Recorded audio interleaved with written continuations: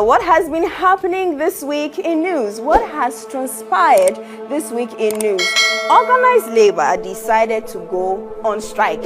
And therefore, our notice for strike remains unchanged. Before they did that, GMA, that's the Ghana Medical Association, says that it's a great idea, it's a bright idea, it's okay, but we will rather continue to provide essential services to the public. I would like to take this opportunity to inform all of you.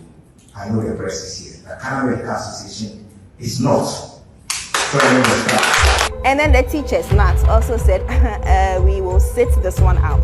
Nurses and midwives also opted out. For the Ghana Meteorological Agency, their board chair says, any worker who will flout the directive of government should declare himself or herself as having terminated his or her appointment if you join the strike. If you decide to go on strike, just consider your job gone as well. Did you know that in some parts of Ghana, as we continue to fight galamsey, their operators are also protesting, saying that if we do something about illegal mining, their livelihood will be taken away from them. Still a rundown of all that has transpired this week in news. So what exactly prompted organized labor to call off their strike? At first, they said that they wanted the president to declare a state of emergency or else they will go on strike. Then they didn't go on strike. They postponed it. And on October 10th, when they decided to finally go on strike, all these associations I mentioned before opted out. Is that the reason they decided to call it off, or they are satisfied with the measures the president is putting in place? Or like some people are speculating, there is some money involved. Well, UTAG decided to do a U-turn. They said if disorganized labor decides not to proceed, they are still on a nationwide strike. In Amenfi East, galamsey operators were lamenting over organized labor strike. They said that if government actually cracks down on illegal mining and all, they will be hungry. They will not know how to provide for their family. Are we at a point where we have to choose between employment issues and galamsey? It's destroying our environment. Some too are complaining. What should we do? Share your comments. Let me know what you think about that.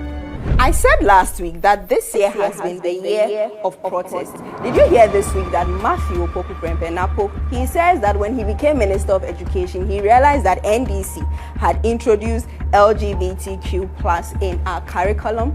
Jena Opoku-Agyemang said this is not an issue, this is not a case at all. He should just bring the evidence. But some judge led a protest this week. He said that he believes the Chief Justice is deliberately stalling with the hearing of the anti-LGBTQ plus case, and that he will ensure that the right thing is done. He will mount pressure on the Chief Justice and the Attorney General. Head of their game with Sudan, this is what GFA President Kurt Okregu told Black Stars. The minimum I expect, the minimum Ghana expects, is a team of boys or men who show passion and desire to play for our country. Not when you are dribbled and you be seen walking on the pitch and the ball is heading towards your necks. That is impossible. I told the coach, you see that you guys decide to play for Ghana, to play for the 30 million plus people, or decide you will not play. Then you'll never be selected. I prefer being the man, being the leader, going out to the public space to say that, look, this is a group of dedicated players who want to play for Ghana. They are not ready, but we will stay with them until they are ready. I'm prepared to make that statement. Well, it was a goalless draw, so I guess there will be no laughing and smiling. But there isn't much to it. I mean, the performance of the Black Stars has been disappointing, to say the least, for some time now. People have been killed in Hurricane Milton, which took place in Florida this week. Over 2 million businesses and households have not had power. Ron DeSantis, the governor, says that this is to prevent worst-case scenario. Currently, rescue operations are still ongoing. Juventus Dorinya is the first hearing-impaired Ghanaian lawyer. He was selected among 700 students. He was called to the bar this week. Congratulations to him.